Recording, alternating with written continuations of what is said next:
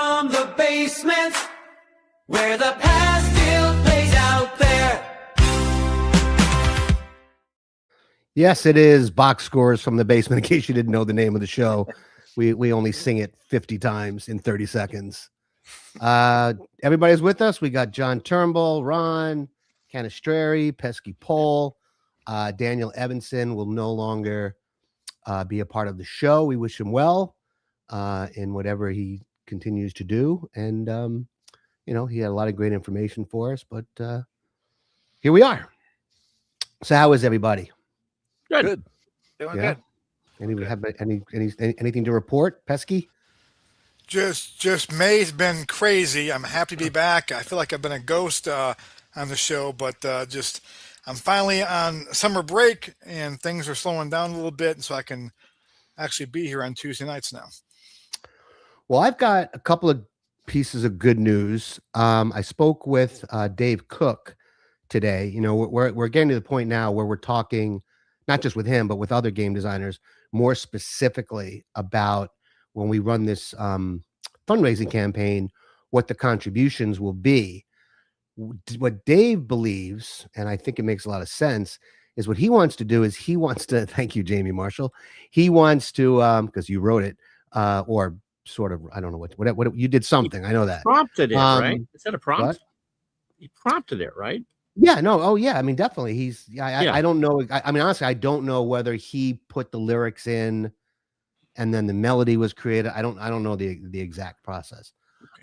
But anyway, so what Dave Cook thinks is he thinks that he wants to create special collections that are only for people who choose to help fund the Box Scores from the Basement documentary. So at the $50 level, you get whatever he comes up with. And he threw some ideas out at me, but I think that's a pretty cool idea. What he said was, hey, look, everybody has seasons. In fact, a lot of people have all the seasons. So I think he thinks creating something specific for this campaign is the right approach. And I agree. Another piece of good news is that I teamed up with some people in Burlington, Vermont, and they are going to go up and shoot, or not go up because they live there. They're going to shoot or film the stuff that we need from Ron in terms of putting together this proof of concept reel, and they're going to do it for. I mean, honestly, I thought it was going to be like a $1,200 to $1,500 thing, but they're going to do it for around $7,000, which means that we're going to be able to pull off this whole proof of concept idea for less. I originally said $2,500. I think it'll be less because I think I can get the crew in Baltimore to do the interviews that I want to do. For a price that'll make sense for everybody. So that was good news too, right? Yay, everybody. Great news. Yeah. Great news. Great We need excitement. We need happiness. We need that, John. What else? Related to the documentary, I am going to show you a couple of things that I created using AI. And then, of course, we're very excited because the Replay Gamer will be joining us to tell us about his life and how he manages to stay so calm what appears to be every second of every day, at least the time that we see him anyway. Who knows? Maybe he's a wreck when the camera's not on, but I suspect that he's not. So anyway, let me get to it. So the shots that I would like to get that show Ron, for those of you who either haven't read the treatment or don't know, the idea is the documentary will open on a shot of Fenway Park in 1978, and the date will be the date of the Bucky Dent game, which was October 3rd, I think. Monday, October 3rd. Yeah. Right. So it'll I was there. Oh, right. And you'll start to hear Ron calling the game with the expectation that, he's, you'll know it's Ron's voice because we know Ron, but people watching the documentary, it'll sound like a radio broadcast.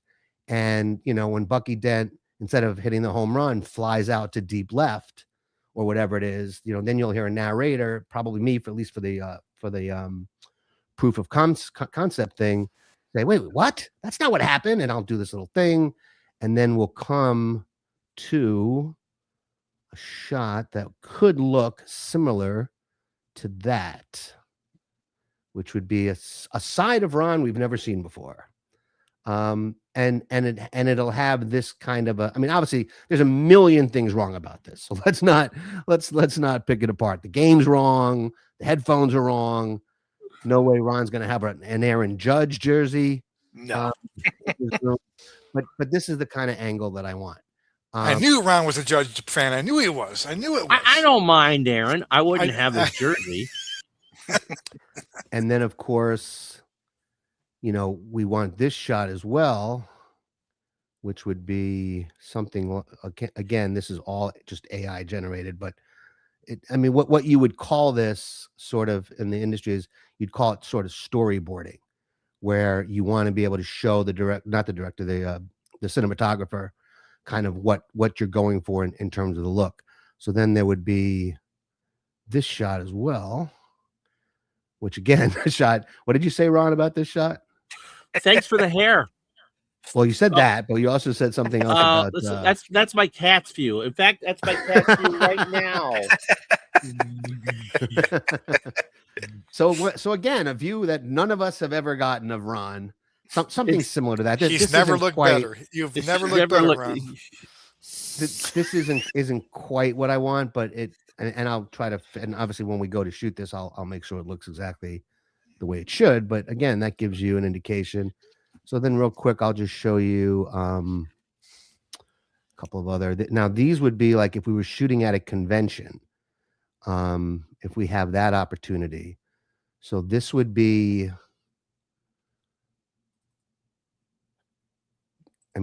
This might be tough to pull off, but wide shots like this that are high up, it'd be really nice to have those. So again, something that just gives you a sense of how I'm imagining this. I like that shot, as a matter of fact.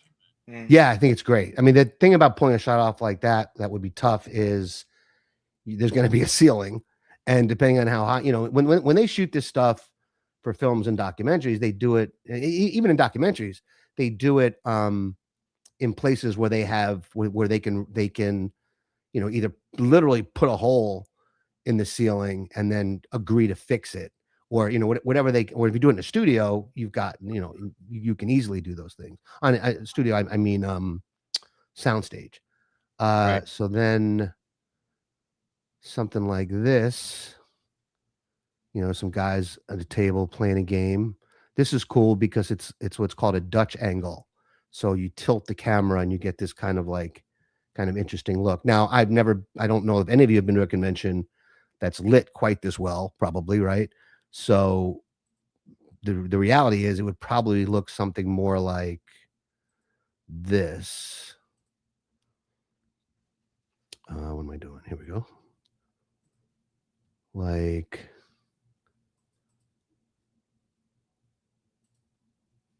But again, even with this, normally when I've seen shots of the conventions, they're bright. They don't really have a lot of contrast.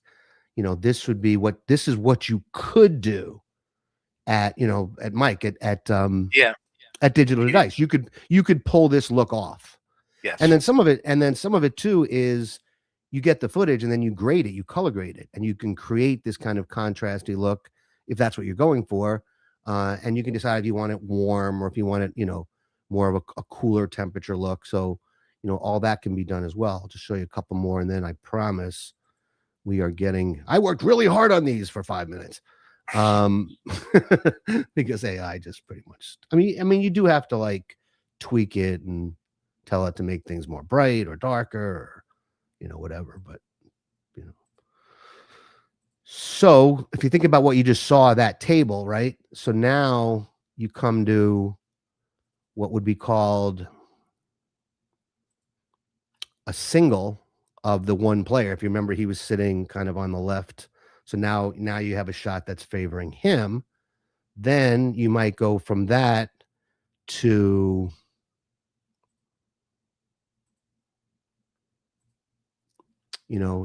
because he's now the guy that we're focused on, right? Because you had that wide shot, then you have the single shot of him, then you come to something like this.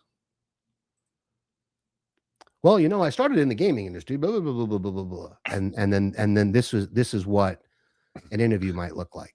Where were you on the night of September 8th? But again, that just his ex was the light of everybody's life. Just to take you through a little bit of how I'm imagining this.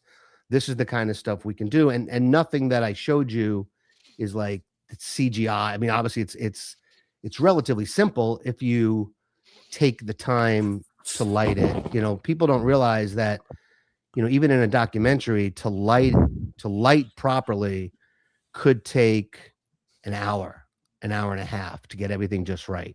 And then when you have a boom mic brought in, boom mic is the thing that's on a stick.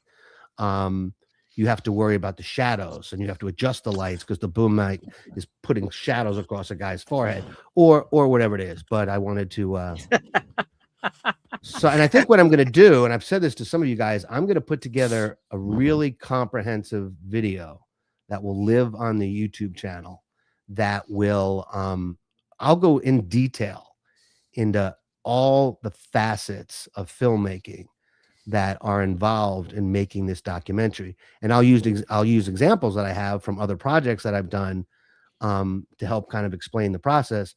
Because I think it would be good. I mean, some of you may not just care. You may say, "Oh, here's $25. Shut up, leave me alone."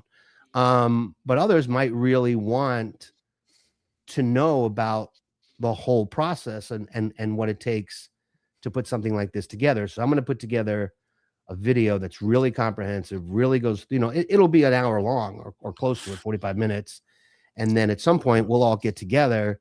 And after you guys have had a chance to watch it, any further questions that you have based on what you've now seen, or any questions that our audience has, we can do a Q&A and do that. Okay. I like the storyboard idea that you did for those, because it does show something there. Yeah. I mean, no, finish, Ron. Sorry. And it shows some depth too, because the people look like people. It's not, and the room's there, and you've made every game company happy because it looks like every game. It may say right, on the box, but I'm thinking, boy, Ian Brook is going to be awful happy that you showed that off. And like, no, Clay Dresslock and season ticket. But in all seriousness, I think that puts some meat on the bone for what we're trying to do. Good. Yeah. Then we should probably get those stills up on our website. So people can start to look at those. All right. Joining us now, a hobby favorite, certainly one of my favorites. It's the replay gamer, Stephen Kilburn. Hey, Stephen, how are you? I'm good. How are you guys?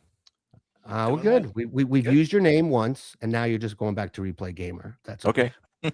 or really, whatever you prefer. I don't have a preference, so whatever you guys want to call me, just whatever is fine. I think a good nickname would be the Commander of Calm. Okay, I like it. That's beautiful. My wife might disagree, but okay. So, have you always been a relatively calm person? One of those guys that's got a long fuse, but when it goes, it goes. Oh, yeah. But generally, it takes a bit to get me riled. Right. And you were that way as a kid too? Yeah. I was a good kid. Good. Well, hey guys, I think you guys have questions. I have questions. I just spoke for the last almost 10 minutes, so by the way, that looks great, Mark. Oh, thank you. Very good. Tell us, you want to lead off? Sure. Tell us about how you got started, and I know you've recently debuted your man cave, your new background set, so you can tell us a little bit about that as well. Yeah, well, that's the replay room. A commenter made that suggestion when I kind of opened the place, and I liked it. And it has become my happy place. Love it.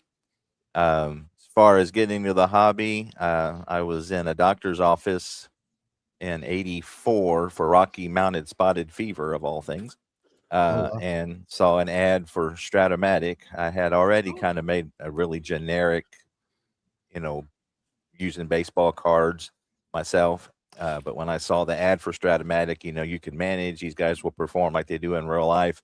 I was like, this is great. So I got the '83 season and wore it out. Got like the next 3 or 4 years. And then in the '90s, got into PC, Micro League, Tony La Russa, Old Time Baseball, which was from the people who made Tony La Russa. And then life happened and got back into it. I don't know, 10 years or so ago, and back into the cards and dice strat. Had some issues with that. Did a lot of experimenting with different sims, different sports. And so now I have a huge pile of shame and am glad to have it. So that's the quick version. Fall Classic's your game of choice now, right? Fall Classic has become my first love. Yes. I just really, it does checks most of the boxes of everything I want. Which are what are those boxes? Well, available seasons is the first reason I wandered from Strat. They just didn't have, the seasons I wanted. I'm not going to live forever. And, at the rate they put them out, I was going to die before they probably got to what I wanted. And so that's a big thing. It's another thing, if you play a lot of replays, which I like to do, variety of plays for me. And again, as I always say, I'm not poo-pooing any game. It's just how I feel about it. And if you disagree, that's perfectly wonderful. But there's not enough variety to keep it interesting for me in Strat when I'm playing like a full season. So like rare plays and just different plays, something as simple as a ground ball to the pitcher being a 1 unassisted, just things like that, makes Sure. a long season replay much more enjoyable, and Fall Classic does that. It's Strat, APBA, Had a Baby, and Status Pro is the Godfather. So I mean, it's Wow. just the way That's- Greg Sovan, again, in the genius, it looks simple, but when the more you play, the interaction between, it's kind of 50-50, but the interaction is just wonderful. You can tell because I play Roster Card, which is one of his babies too, and a lot of his work, you hit it straight on. It's Strat and APBA in the back of the car with a lot of Status Pro in there. Now that I've played some Status Pro, Valhalla was if Strat and APBA had the shotgun marriage. I don't know if you ever played that or not. I'm supposed to be writing it up for Derek Bain, as a matter of fact. Okay. But yeah, all of Greg's work, and boy, is he missed, was tremendously well thought out too. I would love to talk to Greg about all his creations, but especially Fall Classic. And obviously, I got to Fall Classic, after he had passed. But again, the game is just brilliant. Again, the more you play it, the more you see how well it was thought out. The couple times I got the chance to talk to him, and this was more about Valhalla, and when I bought Roster Card, just a wonderful guy, and he is missed. He was Canadian. I think he was from Ontario, and just he never stopped tinkering with his stuff too. He would, in Valhalla, I thought was gonna be like, wow, this is tremendous. Then he comes out with 3 more games. He just never stopped trying to make what he thought was the ultimate cards and dice game. It's amazing that you can make one game that people want to buy, but to be able to make 3 or 4 is just incredible. Absolutely. Yes, Mark? How long has Fall Classic been out? Oh, I don't know. I went back into the Delphi forum, and I think it was like 2006 is when he started that. And I think Field Day was his last one. And as I understand it, his purpose with that is he wanted to create a game that only had 2 dice. And so that was the reason he went with, because I had thought maybe he saw some deficiency in his other games, and it wasn't that at all. He was just trying something different where they just took 2 dice. So that was, as I understand it, why he made Field Day. So, Well, I mean, you already have me sold. I feel like Fall Classic, the way you just described it, and Ron, the way you just talked about it. Any chance? I guess there's no chance there'll be a PC version of that game, though, right? Or No, Not unless somebody like the Game Pulse, like Dana, jumps in and decides that they want to do something, and but the thing is that it's not as well known as some of the other games. So I don't know. I mean, again, if there I are was a Excel rich man, I would pay somebody to make one. there are Excel helpers. I know Mhm. for roster card and I think for Fall Classic too, right? Did he Yeah, make you it? can actually. I think if you buy a season from them, it's like $5 extra, and Right. they send you the helper with but it's per season. So, Right, but Mark, with the manual entry being in so many different games now, choose which one you feel the most comfortable with. sure. With roster card, it's really it's 2 dice and a D6. It just plays so fast with the helper. So What's the difference between, because he's got 2 baseball games, or he roster, made like 4 or He's got- 5. Yeah. and they all have their own unique engine. Like Yes. some are more and some are more sophisticated, some are more simple, that kind of thing. I'm guessing, right? I mean, with actually more Valhalla, the there's dynamics. 3 different versions of that. There was a 2 different. Oh, There wow. was a 2 dice version. There was a 3 dice version and a 4 dice version. This is really fascinating. I didn't know Um, anything about this. I know haven't Field- played. I haven't Field played Day's a Fall lot like Classic a lot. Field Day's a lot like replay. Which I love. It reminds me of replay because you're adding numbers to get a result. And so, but again, it's just you can see the similarities. I think I've played Play Ball, which is his, and then I've played Field Day, and then I've played obviously Fall Classic. But Fall Classic is the one closest to Strat, so that's probably partly why I like it. So you mentioned that you like a lot of us, you saw the ad. You got hooked on the ad, right? Yep. And you said that was you said it was the 83 season. So that was 1984. Mhm. What was your life like at that time? How old were you? If was it's okay to ask. In 84, I was 15. So I don't know, just like most teenagers. 15-year-olds, you- right? I started playing Little League in probably 78 because that's when I started collecting baseball cards. It was the 1978 top set. And so just fell in love with the game. My grandmother on my dad's side would always listen to the Reds games, and we were there quite a bit. So we would listen. I'd listen to the games with her. And my first game, she bought the tickets for my family, which is 1980, was the first time I got to go to a real game. And so just fell in love with the game. And so, like most kids in that time period, you wanted to be more involved in it. And so this was just a wonderful way to do that, So Right. Well, I like hearing about the memories. I really do. I mean, I think partly because I'm a storyteller and thinking about this documentary. What is you got Strat, got it home, opened it up. Do you remember the first game you played, or don't. among the first games you played? I do remember my first project was the 1983 Houston Astros. Did you finish it? And I did. And I did the whole season by myself. And I had one friend who would play with me some. And so when I got to the playoffs, he took over the other teams. And it was, and this may be why one reason I got hooked is that I beat the Phillies, and then the Orioles were the 83 American League, champs. And so we lost the first 4 or 3 and then came back and won the last 4. With him managing. So so that was a hoot. And I probably cheated a little bit to get the Astros. I didn't cheat. I was a kid. I didn't know any better. Like Mike Madden, he didn't pitch a lot. And so I used him in the rotation. Right. Nolan Ryan was hurt some that year, and I did him his full, so I used the same rotation. So again, I did, at the time, I didn't think I was cheating, but looking back on it, I favored him a bit. It's called a what if. There you go. It's not cheating. Why the Astros? I have always been drawn to teams that were close to the first, and to see if I could get them over the top. So like Makes my sense. favorite history baseball team is the Milwaukee Braves. For 13 years, they never had a losing season. They were had good teams just about every year they were there, but they only made the World Series twice and won it once. Right. So I've always been drawn to teams that were the bridesmaid, not the bride.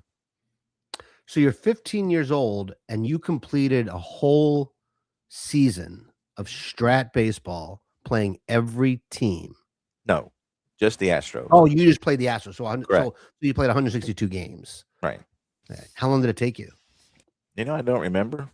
It was less than a year, but I mean, that's just discipline. That's really that to me, that speaks to who you must have been as a 15-year-old kid. Like I for think me, I'm just tossing cards in the air and making draft teams. And like, maybe, I but want Reggie Jackson and this guy. I think it just captured my imagination. Probably, in my That's great. opinion, would be more accurate because I'm not more disciplined than anybody else. It's just it delivered what the ad promised it would do, and so I was just That's hooked. great. It was just like, this is fantastic, and again, they were winning, so that helped. Right, sure. So, John, Mike, anything for replay? Yeah, I'd I just have a question. ahead. You were 15 and playing. How did that affect your school work? I know when I found games at that age, I tended to play more games than doing the homework, and I know my parents weren't too happy about that. I was always a good kid, so that was kind of my thing. And it actually helped me with my math skills immensely because I was doing my own stats. So I was, doing the batting averages and the ERA and, adding and, so it didn't affect my school any. But again, that was just because my thing was being the good kid. I can back that up. About 5 years ago, as a high school teacher, we had a club, and I made a Strat club for students and games. I wrote to them. This maybe 10 years ago. Yeah. So they had like a little education for teachers. At least back then they did. And so I had 10. I still have them. And we stopped doing clubs at our school now. But we had that. And we had kids come in, and it really is like it's you can kind of work on math skills and kind of thinking through those things too. So yeah. So, John, anything? Yeah. Your latest project is the 1921. 26. Did I get 26. Okay.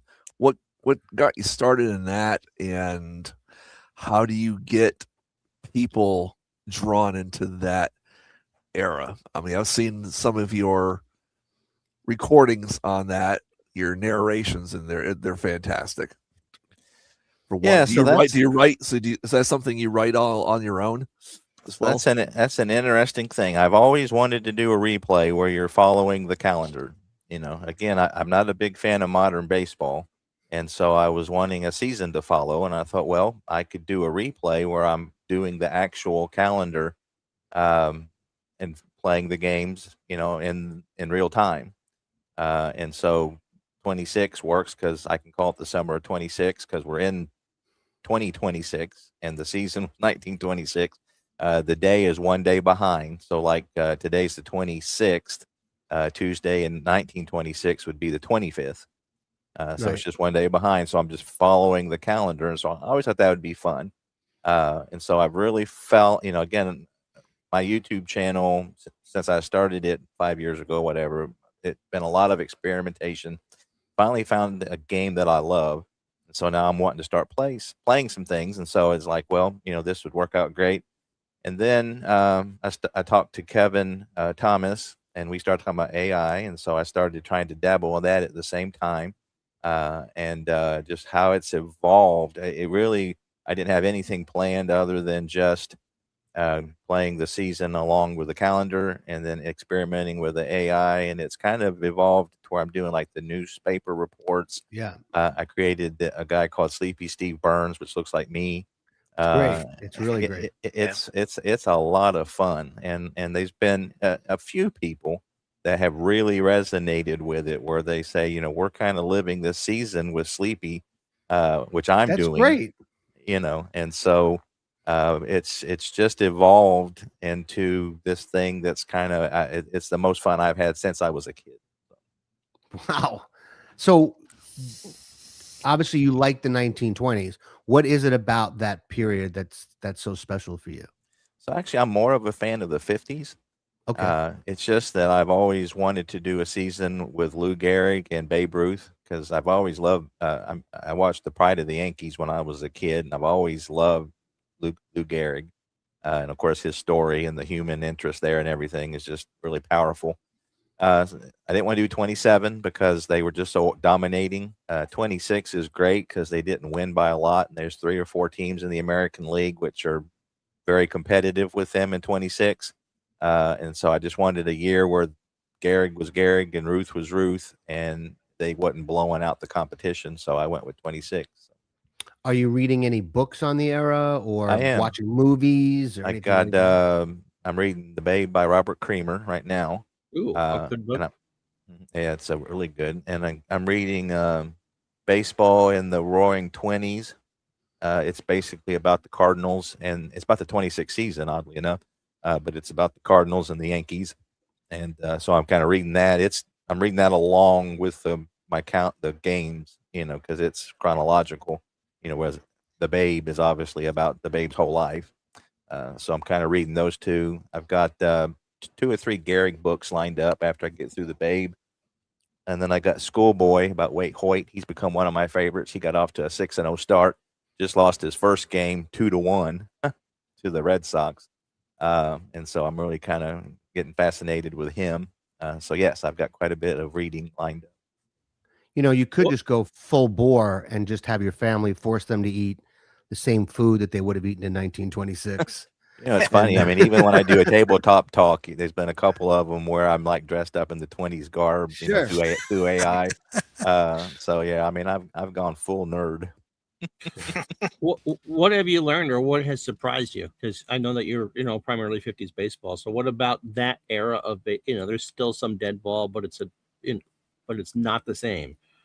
It's a lot of offense, and I kind of learned this. I'm about halfway through a 1920 Stratomatic White Sox, and so it's kind of similar.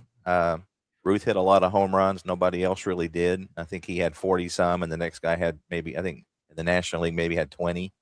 And then like a lot of years, he hit more than a lot of teams did, but a lot of offense. The batting averages were up there pretty good, but it's not a lot of home runs. So it's really good. Earl Combs, who's their center fielder, I was born in Kentucky originally. And he was born a county east of where I was born. And so that was, kind of a connection there. So, and a lot of errors. Yeah. Not as bad as dead ball, but a lot of errors. I got introduced to your work in our hobby when I was trying to figure out how to play red, white, and blue racing. And Great game. you did some tutorials that were really, really great. Thank you. Very accessible. You spend time with it. And you got me into the game. What other sports do you play? And obviously baseball is your thing. And I know you like red, white, and blue racing, but what else, what other sports do you like to play? And, what else kind of jazzes you up? Golf, ASG golf is a lot of fun. I know the Chris at Inside Games, he's got a really good golf game. I just wish he would create some older seasons. He says the stats aren't there, and I would. And I think anybody that makes a 1962 golf season is going to take some liberties, so I would be okay with that. But his game is a really good cross between ASG and maybe a more of a fast play game like a History Maker. But again, he's just got mainly modern seasons. Inside that's a company that has Inside the Crease, has Inside Pitch. It's the click. I'm calling the point and click games. I'm oversimplifying it, but in terms of their PC versions, yeah, Bill Solomon's made all their game shows. Right. Yeah, the PC, yeah. And then probably my second favorite game next to Fall Classic would be ASG Hoops basketball. Wonderful game. Wow. Super game. Problem with basketball, it just takes so long to play a game. Yeah. Yes. But I love ASG Hoops. and I got, but I've got again a lot of experimenting. So I've got Strat football, I got Apple football, Apple hockey, I got Apple golf, which I've played a little bit. It's really similar to ASG. Red, White, Blue Racing. I've got History Maker, golf and baseball. So I've got a lot of games, but do you play exclusively solo, or do you have other people in the area that you can play with Yeah. sometimes? yeah, just me. Yeah, that's great. Go guys. Who else? Well, So I had what a do question. Oh, go ahead, Red. So when you said you're doing the 20 White Sox, are you going to suspend the 8 men out when they get there, or are you going to do a what if and finish them up? That's a good question. I hadn't decided yet. I'm probably leaning toward seeing how it goes, and doing the 8 men out. If they're in first place, I don't know. I haven't decided yet. I'm Joe actually, Jackson was innocent. I hate to do this, but I'm thinking about buying the Fall Classic and finishing it with the Fall Classic. Again, nothing against you Strat guys. It's just that I think I'd be more likely to finish it if I. Hey, if you love a game, you love a game. Classic. I was do. about to say exactly what Ron just said. Yeah, exactly. Don't worry about what other guys say. Just play the games you love. And if you love Strat, I mean, again, more power to you. I don't want to poo-poo anybody's game they love. Yeah, one thing I've learned as I've dived deeper into the hobby. I mean, I've been in the hobby for 50 years consistently, but I was a 2 or 3 game guy, meaning like, I started with APBA, but then when I left APBA and I went to Status Pro, I stayed with Status Pro. And then when I left Status Pro and went to Pursue the Pennant, I stayed with Pursue the Pennant. But I've learned now that I can get into more than one game and have a lot of fun with it. Like it really depends on. Sometimes it's just a mood thing. There's times when I want Strat PC. There's times when I don't. I want something else. When I was experimenting, that's how I felt. It's just that I've experimented enough, and again, this may change. I'm not selling my Strat collection. I've got 60 Strat seasons, and so I'm not going to sell my Strat collection. But it's just that again, I've experimented enough that I don't feel like experimenting anymore. It's just really hits that what I'm looking for in a sim. So, but we'll see. Pesky, you had a question early on, I think. Well, just Replay Gamer had a great a couple days ago. He was talking, and I forgot who he was talking with now, about quantity versus quality. And Tebow, right? Yeah, Tebow, it was a Tebow. Yeah, so it came back, and the whole calendar idea. I tried this back in 2022 with the 2021 season with the Red Sox, and I had this great idea. I'm going to go ahead and play. I'm going to watch my Red Sox in 2022 while I play a 2021 Red Sox season and go through that. And great idea. And I lasted about a month, and I got off track. Things happened, and it got to feel like it kind of felt like a job, and it kind of like, God, I need to, I'm tired, but I got to play. And so, I love the idea. And I'm just curious, we asked before about how disciplined you are and everything. It takes like discipline, and takes kind of not having ADHD like I have, I think. But I was just kind of wondering, you're a month in now, right? You're about a month in. Has and I asked you earlier before you got online if you got your game in today. I was worried about that. Has there been a day where you go, man, I just don't feel like playing it today? Or do you think it will come to that point at some point? So I got 2 answers to that. Yes, there has been a couple of days where it's just like, I'm not feeling it today. But there's 2 things. I did a video with Tebow, who's just a great dude. A Replay Gamer and Tebow, when they get together, it's been proven it can lower your blood pressure if you watch that. It really can. Is that music or sounds to study by, like you said? That was hilarious. Right. But we did a video about finishing stuff, and he had talked about how that getting over that hump was worth the finishing it. He had finished some really big projects where he's doing every game, and there's obviously you're playing Indians and White Sox, and they all both suck, and they're way out of the thing, and but he said the payoff's worth it. So that helps me keep motivated. And the immersion in this project is so strong right now that it is just fun. Again, I most of the time I'm wanting to play because I'm thinking, okay, I play a game, and what would Sleepy be doing today? And it's just like, Sure. okay, he's talking to a Cracker Jack vendor, that's been there forever, and then I get AI to make a picture, and then tweak it a little bit, and so then there's Sleepy with Cracker Jack Joe, talking over the game, and so it's the immersion is so strong in this. I found a sweet spot that really is keeping me motivated. We'll see how we're doing in early August. But that's good. I'm playing. See, I'm playing 1990 right now. Every game, PC Replay Baseball. Okay. And I started to try this whole schedule thing where I'm going to play 6 games a day. If I play 6 games a day, and then I realized I'm going to ruin it. I'm going to play when I can play it. Mhm. And I chose a season too. For me, I chose a season that's in my wheelhouse where I was 1990. I'm 16 years old. Mhm. ESPN. I think it was the first year ESPN started to put games on TV and Baseball Tonight.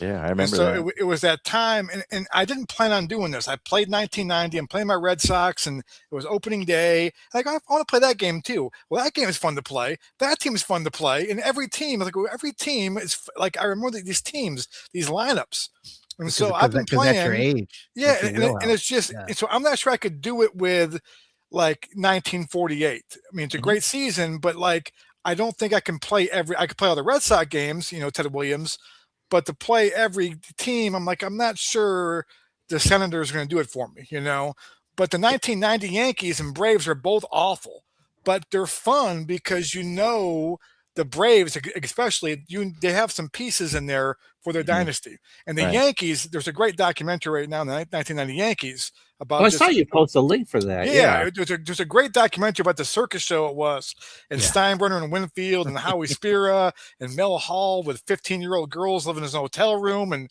like so, and so that's fun. And plus with YouTube now, you go on YouTube and put 1990 MLB in, there are like every game of my season, you could find 3 games for that day. And Mhm. so I've been playing a game and putting the game on TV, on my TV in here, and watching a game while I play. And so I'm having fun. I'm not putting any schedule on it. I'm not like I'm going to play 4 games. I'm just playing when I can play it. And when I get done, I'll get done. But I'm Right. having a blast right now. But I really was wondering about that, watching the calendar. I was like, man, I thought back to a few years ago. It kind of like, man, I got to do it today. I just don't feel it today. But if I don't do it today, then I'm off a day, and then I got so all those Pesky, things. But you need some replay gamer with Tebow right now. I know, So just I know. think about the sound of their voice, and all I will be know. well in the world. Well, listen, and Ron knows this too, is that I have I subscribe to Replay Gamer with my school account because I usually listen to his games when I grade at school. And so I used to listen to Ron live at school, but they blocked his channel, his live feed of his channel, because it was only OnlyFans account on there. I'm not sure what happened. Hey, so, we're I not mean- supposed to talk about that. So, and I realized today, I go, you know what? I haven't subscribed to Replay Gamers channel with my Pesky Pole YouTube channel. And so now I'm a double subscriber. I've got 2 subscriptions to Ron's channel, one from my school account and one from my Pesky Pole account. But yeah, so I listen to it at night, the nice calm voice, and I'll sit there and grade, have it on in the background and listen and do those things. So it's very calming. I get stuff done. Well, I thank want you. to put back up this comment because I want Steve to talk about it. For his old time season, Steve needs an audio filter that makes it sound like he's coming through an ultra low fidelity 1920s mic that sounds like a tin can. That would be really easy to do. You know that. Yeah, Have you so ever when thought about that? I've actually experimented with it. When I started, I did a AI radio announcer, and I thought he sounded great, but everybody who was watching wanted me to do it, which Sure. okay, fine, Yeah. and I get it. They, if it gets Yeah. too AI, you guys did a really good talk about that a month or so ago. Is it so aren't there voice programs out there? Like, so like when you're doing your actual stream of the Fall Classic game, you can kind of tweak your voice into that mold. Well, yeah, that's what I'm I- saying. There is. I yeah. tr- I tried- broadcasting. I tried the clone and I hated it. The inflections were wrong. It just didn't sound like me. So I have done a few where I recorded it myself, and I've tried to do lop off the highs and the lows, raise the mids, Mhm. and it just I don't know the tonal quality was and it could because it's my voice. When hearing yourself is a lot different than hearing somebody else. If I was doing this treatment to somebody else's voice, it may have sounded just fine, but I didn't like it. I like my voice more full, and to me, it just made the audio quality of the thing better, even though it wouldn't as true to life as what a 20s announcer might be. But I'm it not was done experimenting. But right. It was distracting and not accomplishing what you wanted it to accomplish. It And- wasn't- and to you. it to me. And again, if I was doing somebody else's voice or somebody else heard it, they may think, hey, that sounded great. But to me, it just wasn't working, for me. But I have experimented with it, and when I have time, I probably will try again. But Well, for all of you that have not gone on the Replay Gamers channel, it is really cool to go click on a 1926 game, and there's a AI video of you outside Yankee Stadium, kind of walking into the stadium, and the car comes by. It's really cool. It's really well done. How And did you kinda do gets that, by the way? Kind of gets you in the Hi. mood. How'd you do Uh, that? so I Time had machine. Like a time machine back there. time machine. Yeah, that's exactly what it was. Ask a dumb question. I had Chat GPT make the picture. Right, because they and- don't animate stuff. They won't animate stuff. Right, and then I had is it Kling something? Kling, Uh, CLING. I think so. It's 3.0, but it's inside a runway. And inside a runway, there's like 3 or 4 different engines, and the one in particular was really good. The runway one, it had like it was just did some weird stuff like AI is prone to do. But the Kling, I think it's Kling 3.0, did a really good job. So like I got one of I'm spilling the beans here a little bit, but I got one of like the next off day we have it's Sleepy and Babe Ruth at the golf course. And That's great. it's really good. It's a good picture, and I got a little bit of a animation with that or video with that one. Well, I mean, I think if you could, it would be nice if maybe you could post somewhere. I mean, this is up to you if you choose to do it, because I think what you're doing and the level of creativity you're showing, personally, I would want to share that with the rest of the community to see if they want to do that kind of stuff as well. And some people will, and some people won't. You mean But, like how to do it? Yeah, I think so. Yeah, I plan on doing that. I've had quite Cool. a few people ask me about it. The thing is that I just started this at the beginning of this replay, so I still feel like an idiot about it. I mean, I've got some decent results. I got the newspaper. Again, I argue with AI all the time. It's just like, okay, lock the picture of Sleepy Steve Burns, and then I'll change things, and then it'll look nothing like. And you told me it was locked. Well, yeah, I understand why you're frustrated. It's fine. You can. It's like arguing with your wife. It's really. It's interesting how that dynamic goes. But yeah, so I plan on doing a video kind of showing what I'm doing, because I know on my Discord page, it's there's a place to show off your replays, and some of the guys there have actually started dabbling in it, and it's really cool. neat to see what they're coming up with for their paper pages and stuff. Yeah, There was I think actually one sharing guy, that kind of stuff is good. his name's Rock, and he's doing the 73 Mets, and he's got like a fictional guy doing his, and he did an AI picture of Sleepy Steve Burns and his guy at a bar, having a drink together. That was so fun. That was so great. Man, we are moving so quickly into Dungeons and Dragons territory with this Yeah. stuff. Did you play D&D growing up? You know what? I always wanted to, but never did. I don't know why. I just never found anybody to play, probably more than anything. But no, never did. But it allured me, but just never got to do it. I did. Ron, you've played before, right, or no? As an adult, not as a kid. Yeah. How about the other guys? No. Did you guys Nope. play? No. Nope. Nope. Yeah, that's I grew up with that. It's been years now, but I think if you do play that game, or games like it, doesn't have to be Dungeons and Dragons, it does kind of teach you to kind of want to be creative, and you start really getting into your character. And it really, really does sound, Steve, like what you're doing is just adding so much to the experience. I mean, you can, I can see it on your face. Like you can't wait to get to the next games Yeah. and do the It's next fun. bit of creating that you need to do to get it out there, and having the community appreciate it is a part of that. But I And feel like doing it for yourself is equally as, or even maybe more important.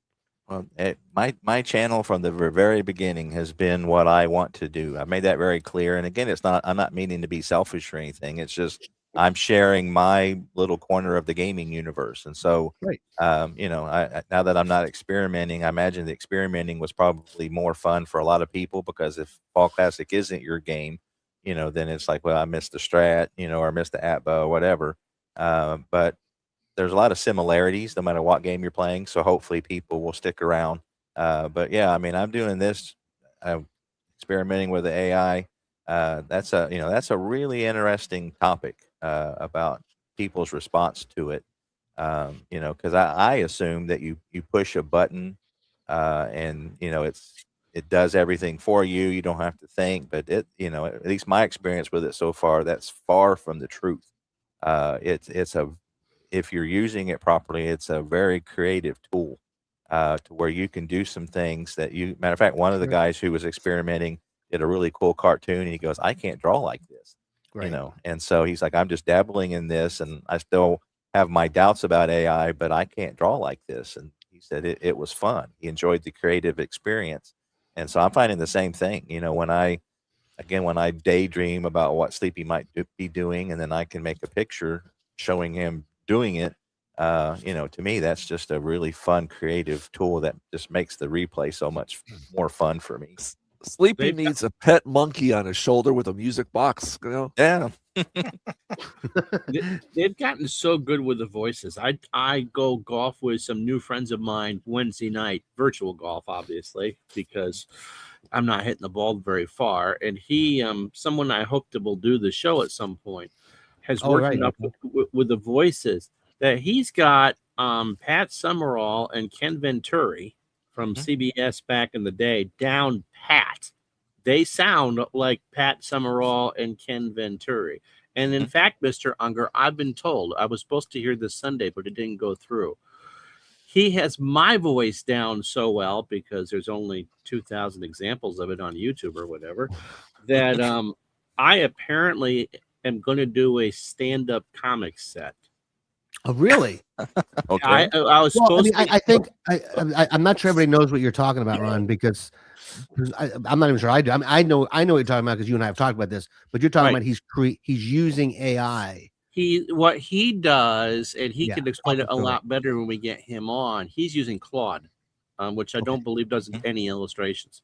So he is having not only the AI generate the text, but he's paying for a voice program that you can change the pitch and timbre to do I see. very good impressions of other voices on samples. For instance, he also has done Chris Schenkel, and did a very good job with it. But because a lot of for those of us who are a little more modern, so much of our stuff is out there that you can copy my voice. And so I'm kind of worried about what it is he's going to make me say, because he said, "Oh, you're going to do stand up when we're To done make with you our." swear, to make you use the Oh, F word. Oh, I can do that. You don't need to prompt me to do that, there, Yeah, Dabrowski. you might not hear it on his channel, but you hear it on his phone. Right. I want to hear that. I haven't heard Ron swear yet. Ron, call me when we're done. I want to hear you Okay. just curse me out.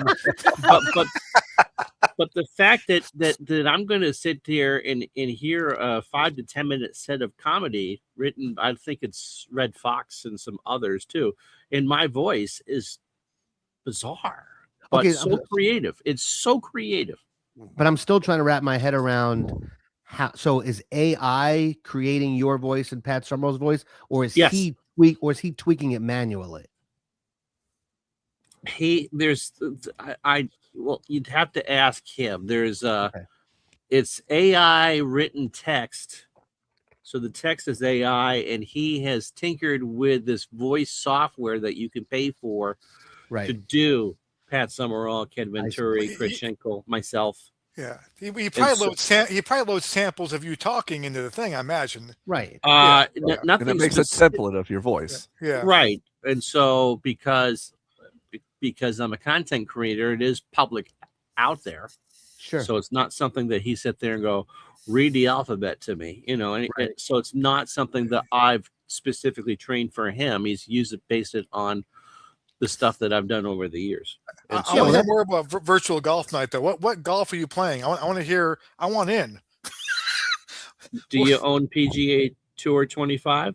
I He will if you have. want him to. I do. I have the. I have the. I have. You the got what X- Mark has. You have the EA, the Masters one, right? Yeah, I got the game. Well, I don't have it. I've got the Game Pass. I bought for my son's subscription, and I bought it for him, and then I realized I was looking around to go, wait a minute, it's got the Masters on there, and all of a sudden I was playing it, and my wife goes, I thought you bought the Game Pass for him, and I said, well, I did, but She it's past never his ate. bedtime. She It's past his never ate bedtime the, right now. She never ate the milk and cookies for Santa on Christmas Eve after the kids went to bed. I mean, come on. It's know. it's 2K Sports. It's PGA Tour 2025. Well, I know you can play on the game I have too. You can go online and play tournaments, which is pretty cool. So Yeah, I just haven't. I might do that this summer now that I got a little more free please time. do. but- We'd love to have you. So Last questions for replay. I'd like to know more about your love of music. Actually, I know that you like to display your album collection.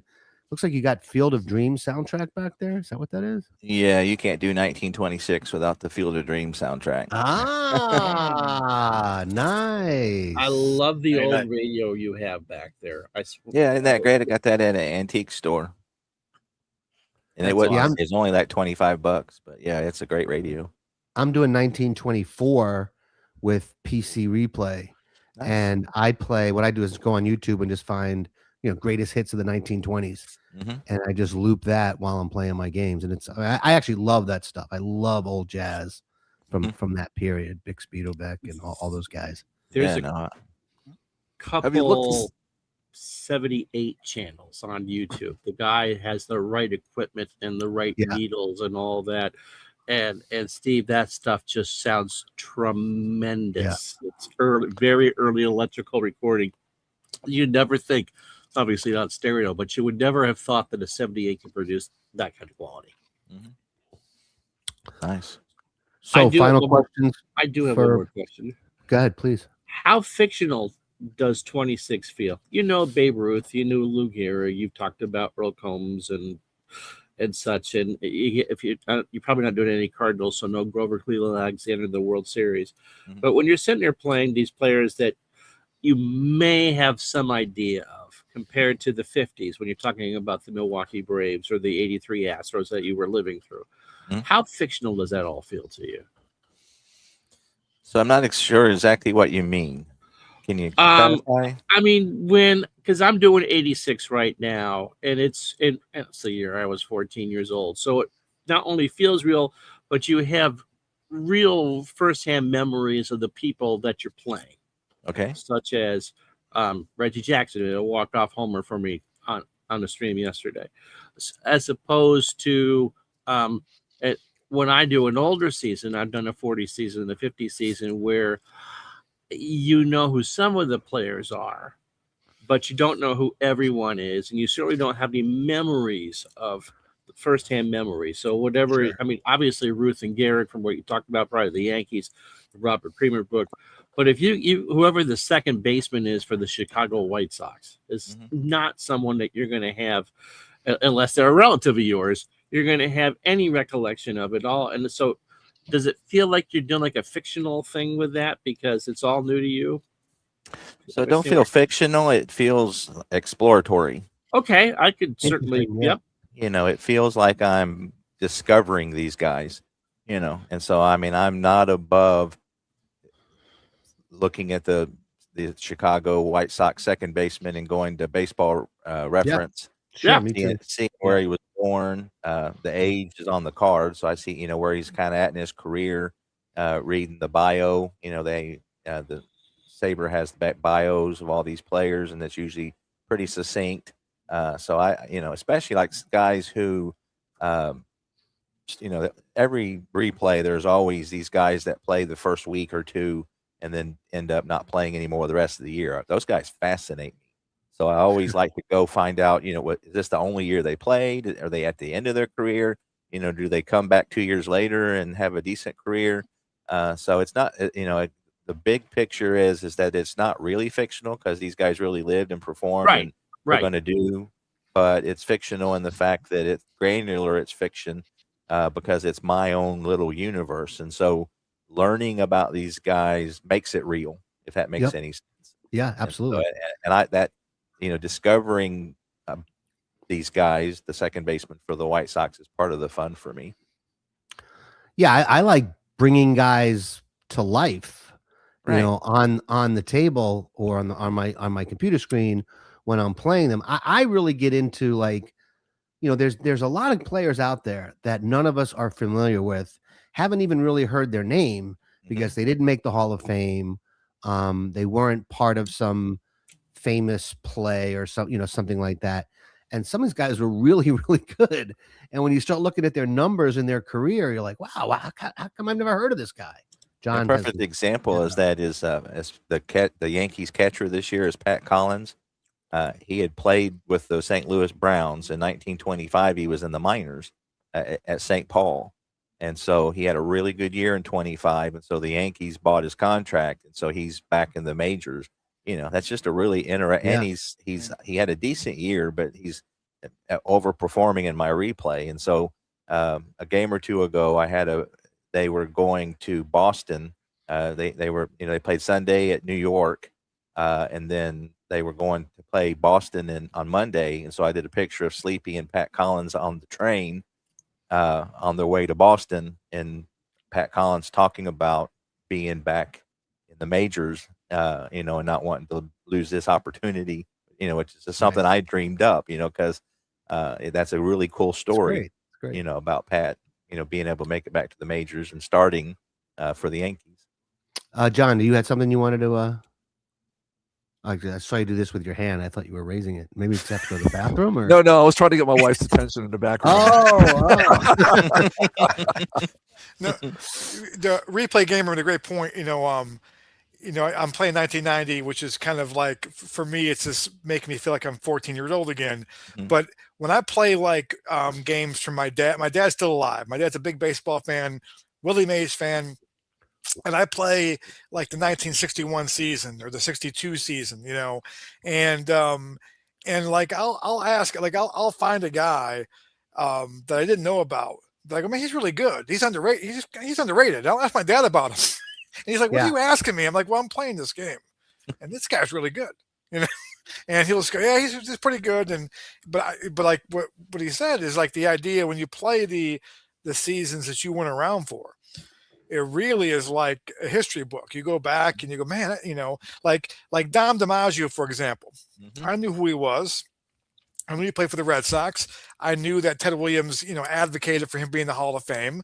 But and I started playing a lot of seasons with Dom DiMaggio. I mean, he is a good ball player. Oh my goodness! And like people go, well, how do you know how good he is? Well, I play replay baseball. He's really good. I mean, Right. he's great defensively. I mean, he's a 5 for range. He's always on base. He's good. So like it's like you kind of go back and go, man, and so it is kind of cool to not just the guys but the ones that were good ball players back then that didn't make it, that you don't know 50 years later. Just like those guys in 1990 that I know were good ball players that my son, who's a big baseball fan right now, has never heard of some of these guys because they didn't become legends. He knows, right. But I know, like, you have to, just I'm trying to think of like Gary Pettis, for example, not a great ball player, but Pretty a great damn good, defensive player, Yeah.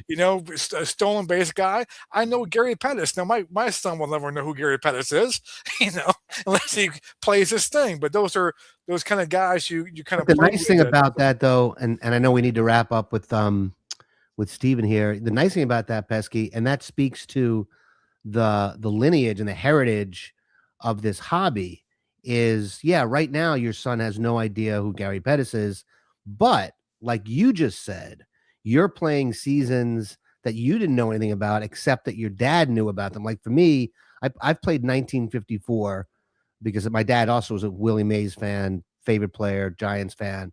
I played that season 100 times in various games. My point is, your son one day will want to know about 1990 and what that season meant to you, and that's part of the beauty and the history and the cultural kind of wonderfulness of the hobby, right? We all agree? Snuffy Sternweiss, Exactly. Another great player. who in the two 40s and 50s seasons I've done, I'm in a Yankee team that was absolutely loaded, both 49 and especially 56. That I would do a game and he would steal the show. Yeah. And he died Travis in some sort Jackson of for me. yep. And he died in some sort of strange train accident. It wasn't just so it was someone who didn't get the legend taken, forwards like a Whitey Ford or a Yogi Berra or Mickey Mantle, because he didn't live long enough to go through and get his name out there. And so I love when you play these games, you're playing the 1920s and these guys are players. Then you play a season from 1940s and these guys are who now about because they were players. Now they're managers, right? Yeah. And that just goes up and up and up until, I was just playing a game the other day, 61, and Whitey Herzog was on one of the teams. I never knew he actually was a player. yeah, he was on the 56 Washington team. Oh, Yeah, Fred Haney plays third base for the Red Sox in 26, and he was a Pirate manager later on. I think that's really, really cool. I think getting into older time draft leagues will help you with. And that's how I got familiarized with a lot of the older players, is because we started the seasons past stuff, and we started with 1927 with the oldest one that we have, and we've got 5 different ones that go through all the different decades up into the 1980s. Yeah, that's probably the best way to really learn about these players is what you said, John, is a draft league, because then you have to learn about them. Right? If you're going to draft successfully, you got to read about all these guys. Well, hey, Steven, Replay Gamer, you want to tell people where to find you? It's kind of silly because everybody knows where to find you, but feel free. Replay Gamer on Facebook. There's a link on there if you're interested in the what's the page called? Discord. Right. I just started that maybe 3 or 4 weeks ago. So we've got a pretty good group in there. Oh, cool. I'd like to check that if you're out. interested in, we go a little bit more into the 26, and then everybody's sharing their replays.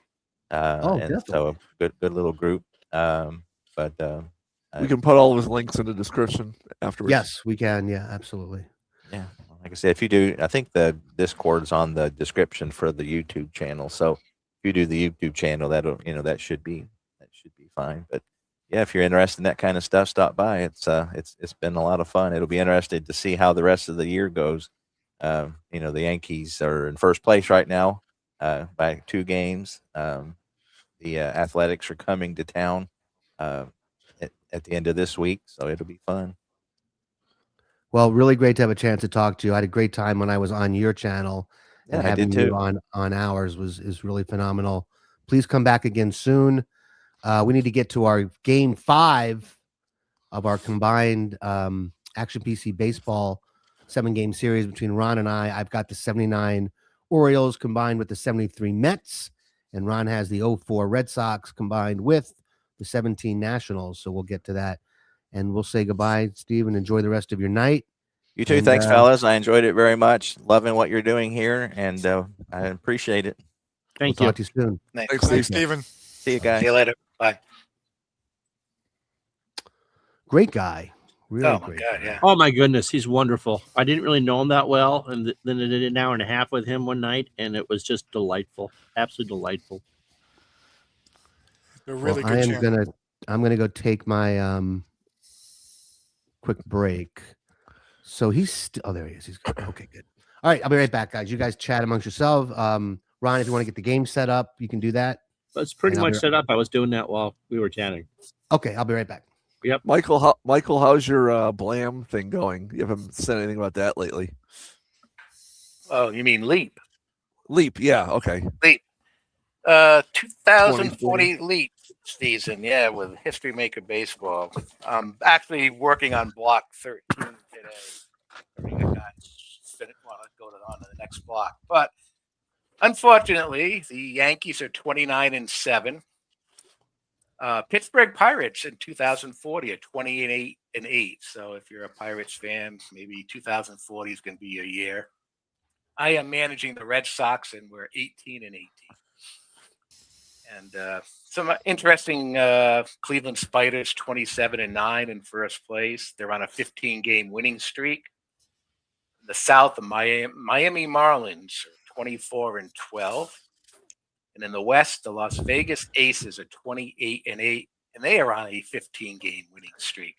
How's Paul Skeens doing? He pitches for Arizona, and I believe he's 4-1 or 5-1, something like that. He's pitching well. It's a fun step because it's, baseball, Major League Baseball in 2040. So a lot of the players are fictional, but there are a lot of today's players. Jackson Churio is there, Emerson, Colt Emerson, Cam Caminiti. I mean, there's a whole bunch of guys that Keith snuck in there. Cam Caminiti. He's Cam. Okay. Cam, Yeah. Cam. Cam's, okay. All He's right. He's in AAA with the Braves right now. He's probably going to get called up this year. He's been putting up pretty decent numbers. Is that Ken's kid? Yeah. The pitcher. I take it Ian Anderson from the Braves isn't in that set. No, he's not in that set. No. Okay. He graduated from the same high school I did. So Okay. Yeah, this is really baseball 2040, taking some players from today's game in 2000. Well, the game Leap set came out in 2024. So well, he'd still be about 41 years old at that time. So yeah. And I've got like 5 or 6 guys out in the community that each have their team. I have somebody that has the Cardinals, another one that has the Spiders. We're going with Cleveland Spiders in 2040. We have somebody that's managing the Braves. Like I said, I got the Red Sox, and it's been fun. It's been really fun. We're probably going to hit the 600 game mark this block out of 2,592 games that need to be played. But so far, so good. So when did you start? When does this project start? It started at the end of October of last year. Oh, wow. So you've actually zoomed right through, or you guys have. Yeah, I have some guys. We each have a team, but I have other guys that will pick up series along the way just to play and get familiar with some of the other teams. So I probably, in a 48-game block, probably play anywhere from 18 to 21 of those games, and then everybody else kinds of, they have their own team, and then they play some other games, other teams. So. Yeah, it'll be sometime in 2027, I'm sure. When we get It's this still done. pretty good. Yeah, That's great. Yeah. All it's a right, fun let's do set. it. nice haircut, Mark. Oh, thank you. It's, it's Yeah, I usually get a couple 3 minutes number worth of ones. work. Yep. Yeah. All Hey, right, John, give me your lineup. do I need to pull the game up for that? No. I shouldn't. Do you have one of my old lineups or no? From one of the other games? This. Who do you want Bumpy starting in there or no? Versus Mays. Well, Bunbury's better. Yes, we know this. We've been talking. I'll give the kid Mays a shot. All right. Who do you want leading off? I'm gonna have to pull up the team. Yeah, open up your game. I'm going with Pedro. Hey, John, while I'm doing that, do you want to talk about the website and how people can contribute and help and all that stuff? Sure. Yeah. The website is boxscorefilm.com. And the email, if you want to get on our pre-launch list, is playball@boxscorefilm.com. Or you can go on the website on the front page. There's also a a form you can fill out and just put your email in, click the submit button, and we'll get that entry as well. And for those who don't know, if you could, John, explain to them what the pre-launch list is and what we're trying to do and all that stuff. The pre-launch lists will get you kind of like an insider early access to some of the things that we're doing. I think you got a better idea of what that provides than what I do. Give me a second. Give me a second. All right. Actually, Ron, I can't seem to find the file, and I don't want to hold us up much longer. So just start reading me my roster real quick. All right. For on-base percentage, your leaders are Singleton. I'll know it. I don't even need that. Just give me the names. I'll know the lineup when I hear the names. Singleton, Murray, Staub. Let it be Lowenstein. Singleton's batting third and DHing. No, I'm sorry. He's playing right field. Murray's batting fourth at first. Rusty. Fifth, DH. Lowenstein. Who are my options in the outfield in left field? Oh no, Cleon Jones in left. Yeah. That's sixth. I lost my train of thought here. Harrelson. Mian is at second. Harrelson is at short. Right. Where do you want him? We'll go Harrelson bats first. Mian bats second. My catcher is Grody, and my third baseman is DeCinces. And I've got Flanagan pitching tonight. Yes, you do. So Grody's batting where? Grody will bat DeCinces seventh, Grody eighth. So real quick, guys, the pre-launch list. You need a left fielder and a center fielder. Left fielder is Jones. Center fielder is Mays. Okay. Where do you want them? Whatever spot's left. 6 and 9. Right. We're playing with a DH. So make Mays 7 and drop everybody down 1. All right. Go ahead and do your spiel. I need to take our faces off of here, right? Because it's going to block the screen for people, right? Mm-hmm. Ron? Okay. Yeah. Okay. Yeah, guys. So our pre-launch list, basically, the first step in creating a fundraising campaign is to identify people that might be interested in contributing. So you're not actually sending us, any kind of contribution at this point. You're just saying, yeah, I'm curious to learn more. I think I'd like to be a part of this. I'd like to help fundraise. I'd like to help fund this. So if you go to boxscorefilm.com, you'll see a field right on the homepage. You just give us your email address. You get a nice thank you from us. And then as we move closer and closer to raising funds and shooting and all of that, you'll get updates. You'll also get exclusive first look at perks. So, with perks, we mentioned at the top of the show, we talked about Dave Cook, and for $50, maybe you get one of his special collections that he comes up with. Well, there'll be a limited number of those because, obviously no company is going to say, here's $100,000 worth of inventory. So if you're on the pre-launch list, you will have early access to some of that kind of stuff. So it really helps us. And also, as we're all talking to game designers and people that can help us, that can help finance, being able to show them that we have strong support from the community can really be helpful. We can show them a list with 300, 400, even more names of people that are willing to contribute and are interested in contributing, that can really energize the entire project. So if it's something you'd like to do, please do so. Is that good? All right. Just like double check your screen to see if that's what you want. All I see on my screen is play ball. I'm looking at the computer screen. Oh, okay. So Harrelson leading off at short, Mian at second, batting second. Singleton at right goes third. Murray at first cleans up. Rusty's the DH. He'll bat fifth. Cleon Jones in left will go sixth. Willie Mays in center batting seventh. Doug DeCinces at third bats eighth. And Jerry Grody is your catcher batting ninth. That is Is that good? perfect. Okay. My lineup: Trey Turner will lead off at short. Johnny Damon in center will bat second.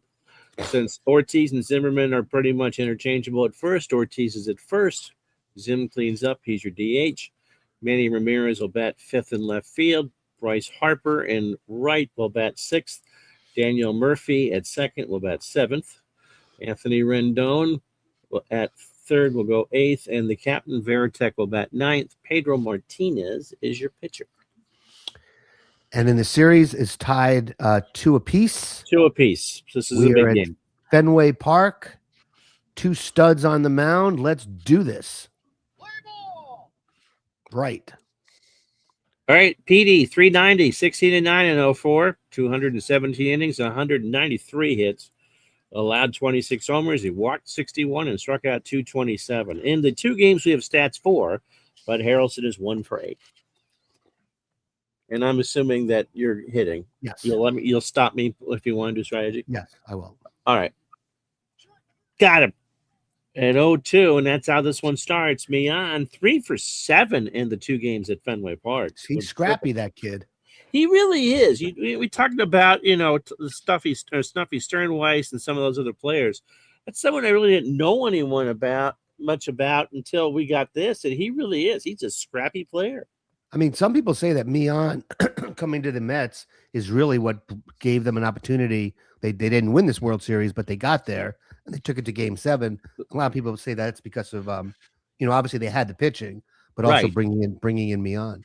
Ken Singleton has doubled twice at Fenway. He's 2 for 7. Mian on with a walk.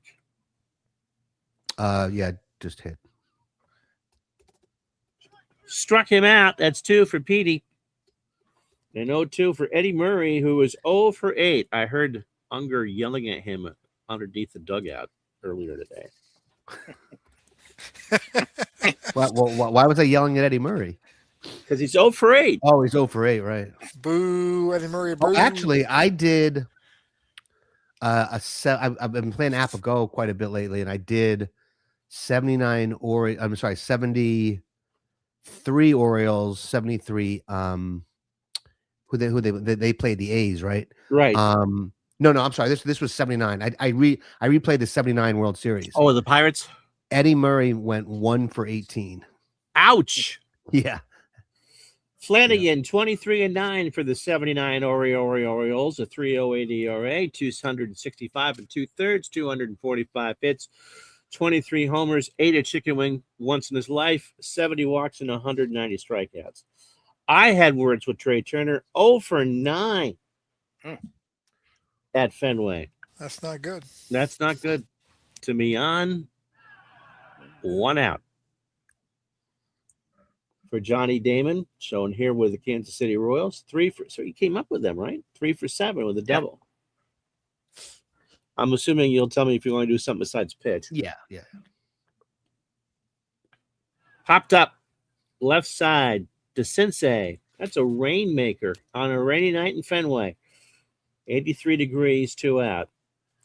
For David Ortiz, Big Poppy, 2 for 7. I like that Fenway pick. That's the default picture. That's a ground ball base hit right field. What year is that? There's no seats there. Or range. That looks like 1985-ish. No, I'm going to say with that flag there, that is after September 11th. Oh, good call. Yeah, could be. Yeah. And when did the monster seats go in? The monster seats went in 04. I think they had them for the World 04. Did they go in 03? I'm trying to think. I'm going to say late 01 or 02 with that flag. Okay.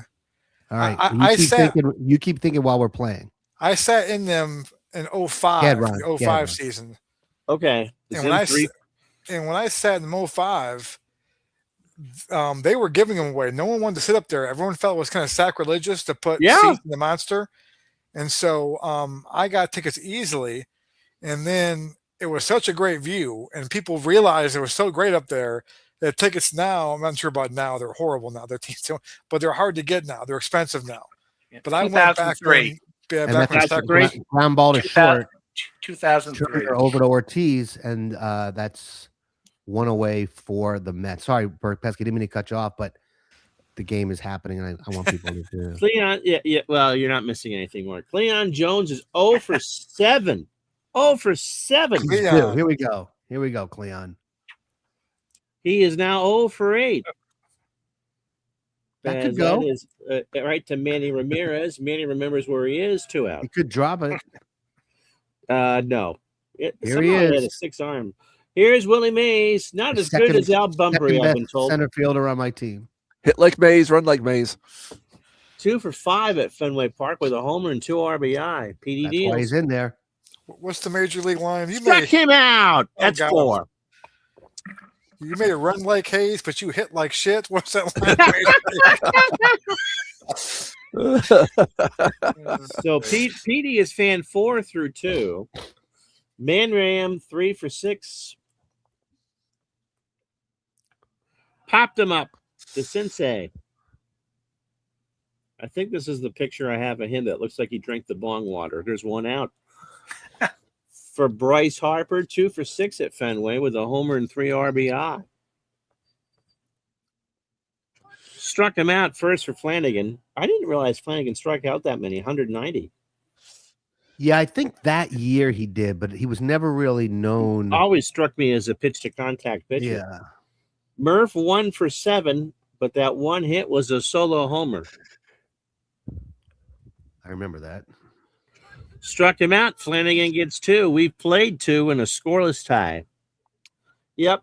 The sensei looks like he could be trying out for Spicoli at Fast Times at Ridgemont High here. Well, now that you're saying that, I remember watching him play. He always did look slightly high. Yes. It He was really did. it He was really the 70s and it was Baltimore. He always looked a little high. He and Mickey Wayne- Rivers was the same way. Oh, Mickey Rivers was more Oh, than a yeah. little high. and they stored the bong in Oscar Gamble's afro, Right. Right. And Bill Lee in the bullpen. right? Put it on his pancakes. Fly ball to the left. He goes the opposite way. Manny, That might fall in. 1 out. No, it's Nope. not going to fall Okay. in. Here's Jerry Grody. Jerry does not look like he has taken any illegal substances. He's 0 for 4. No, he looks like a clean living country boy. That's 5 for Pedro. You get vintage Pedro tonight. Yeah, clearly.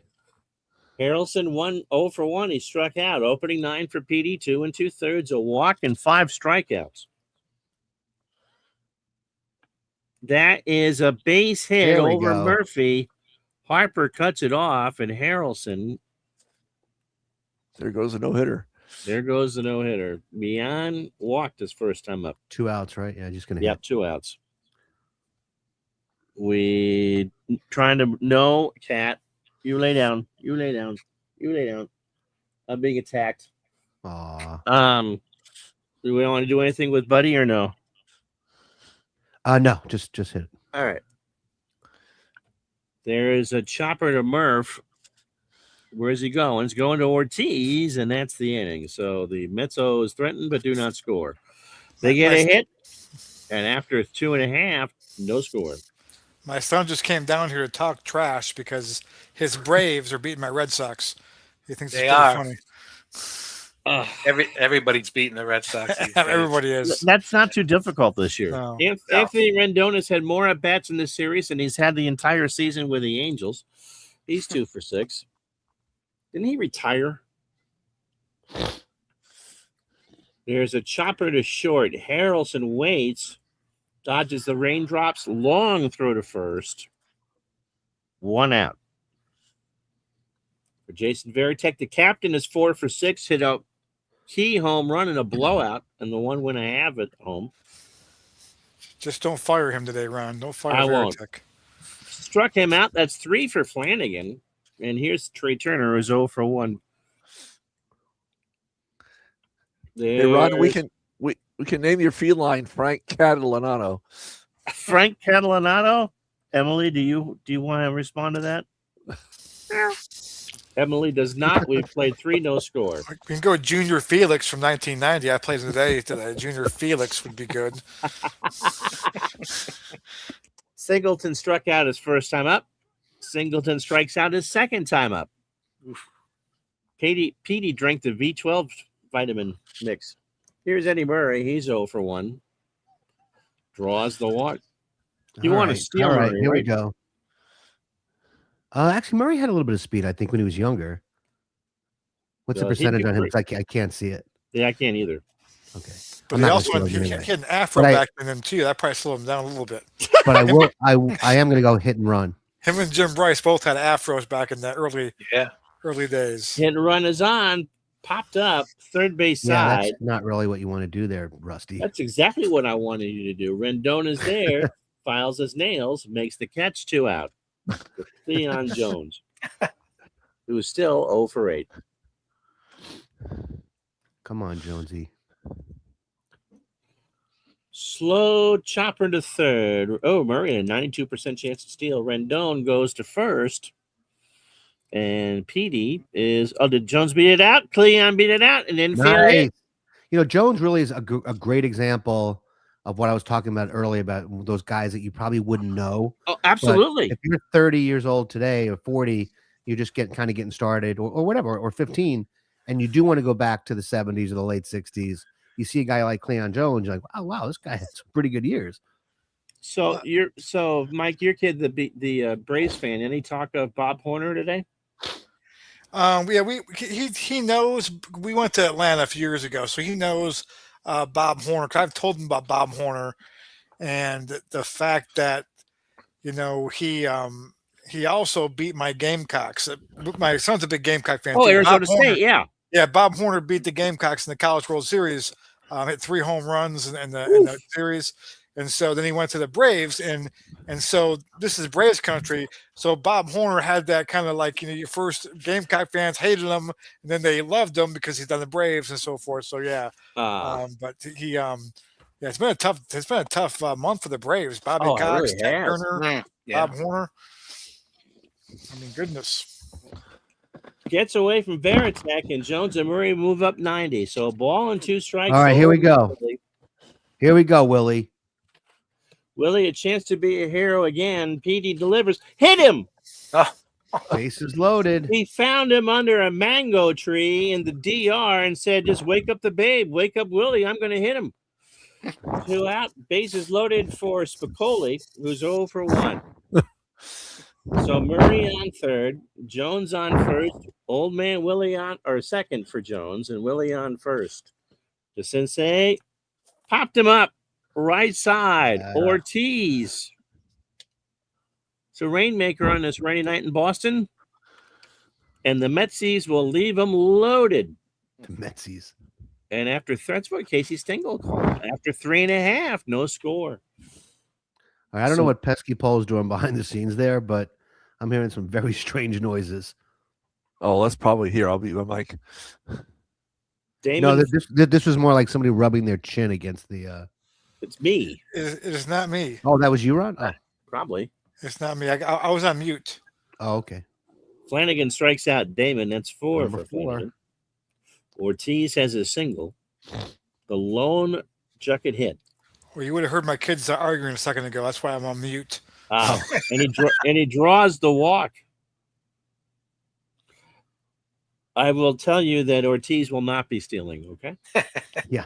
Here's him. He's 0 for 1. I'm going to throw over anyway. Send him. Send him. 14% chance that is in the That's a left base hit. field. That will drop in front of Cleon Jones. Ortiz is on his way to third. An 88% chance. I'll throw. You're throwing. I would. Safe. Wow. So in one of my games yesterday, someone had a 94 or 6% chance to getting thrown out from right field, and he got thrown out. No, it Speed can definitely popping. happen. Thrown out at third or at home. Third. Yeah, I mean it can happen. It's just Yep. it's I think more often than not you end up throwing the ball into the stands. What happens? Manny's 0 for 1. Runners in the corners, 1 out. Base hit left field. Ortiz is going to score. Harrelson couldn't dive in time. Zim, in fact, Harrelson makes a poor play. Zim knows better than to run to third. So first and second, Zimmerman on second, and his 3% chance to steal. For Bryce Harper, who is 0 for 1. It's 1-0 Jucket in Game 5 of the Super Series. And Harper draws the walk. All right, Flanny. So Zim Might on need to go to third, Harry Parker.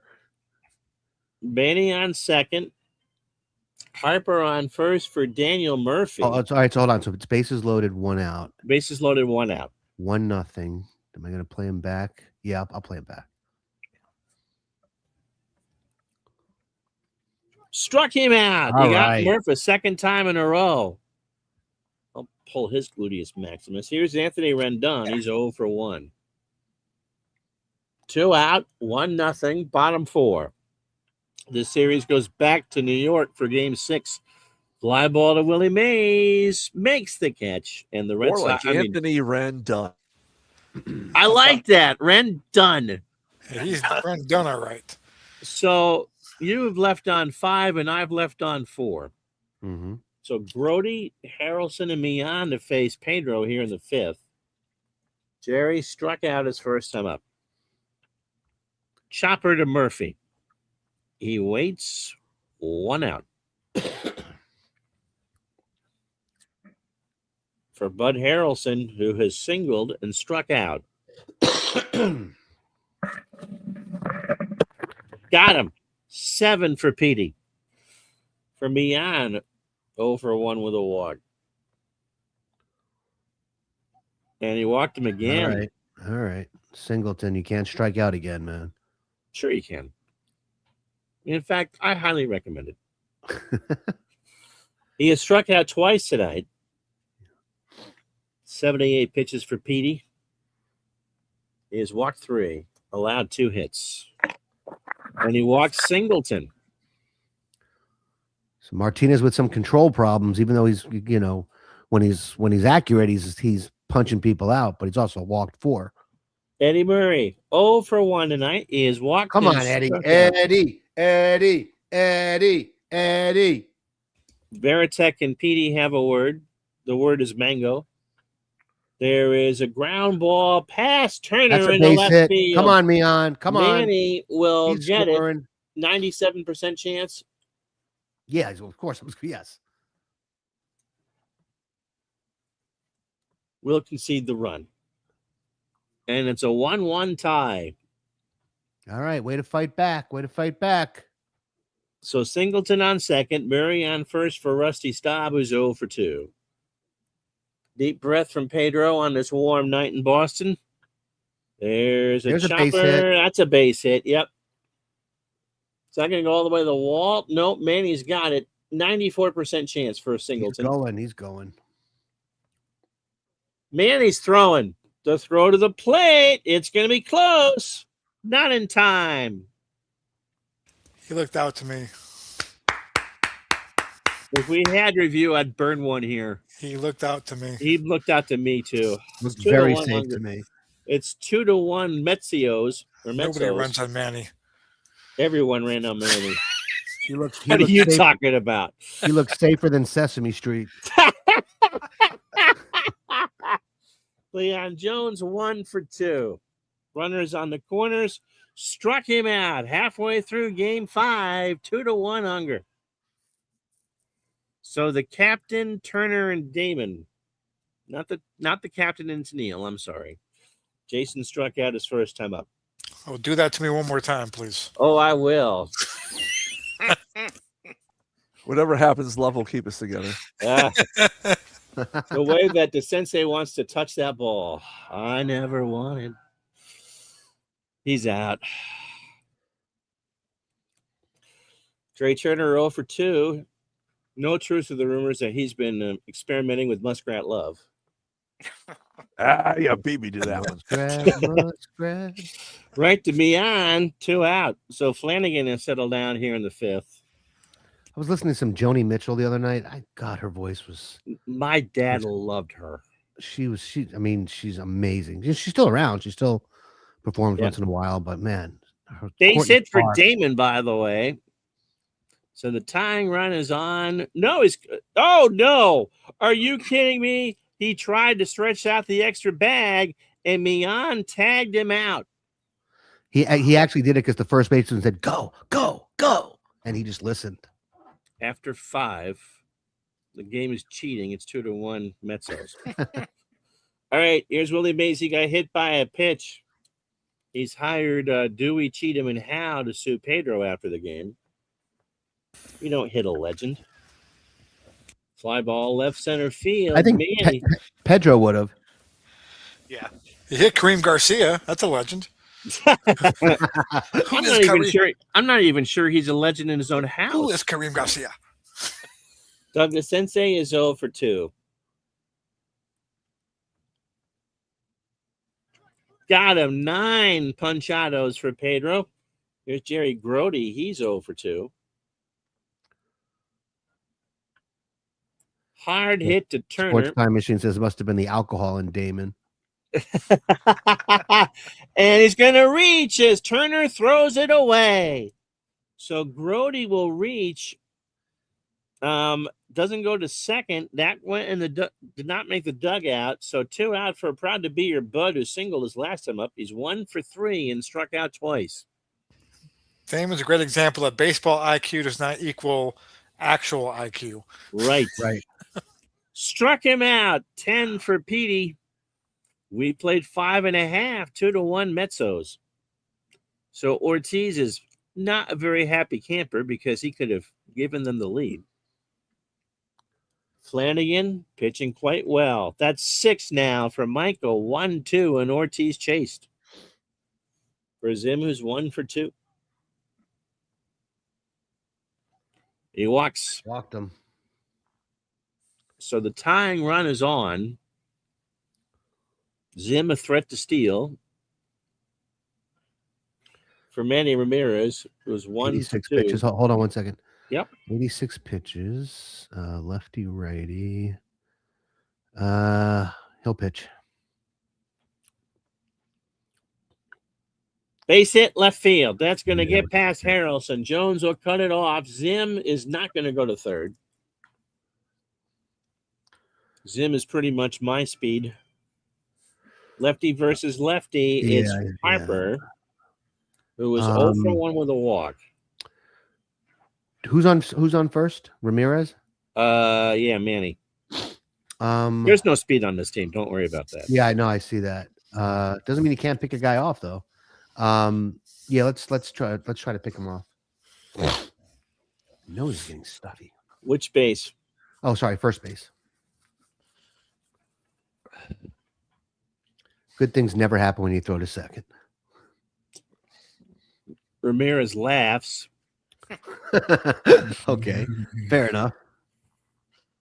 Pitching. Pitching. Harper strikes All out. right. Jesus, Bryce. And For another Murph. lefty. I think we're going to hear Ron swear. It's starting. Murph is 0 for 2. He has struck out twice. Good. Yeah, sorry. Yeah. Fly ball right field. Singleton coming in. And Kenny, with a good arm, will make the catch, and we get nothing. We have played 6. We will All change right, pitchers. top of the 7th.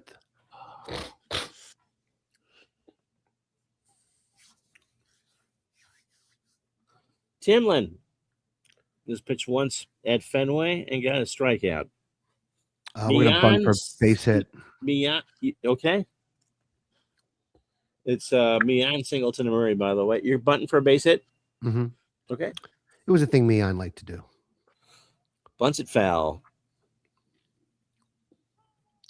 Rendon goes on the DL. It's a 2-strike count. So just regular hit, obviously. That's to third. Rendon. I love it. All the way to first. And Mian is out. Made it One closer away. than I thought, actually. Yeah. Singleton 0 for 2. Walken has struck out twice.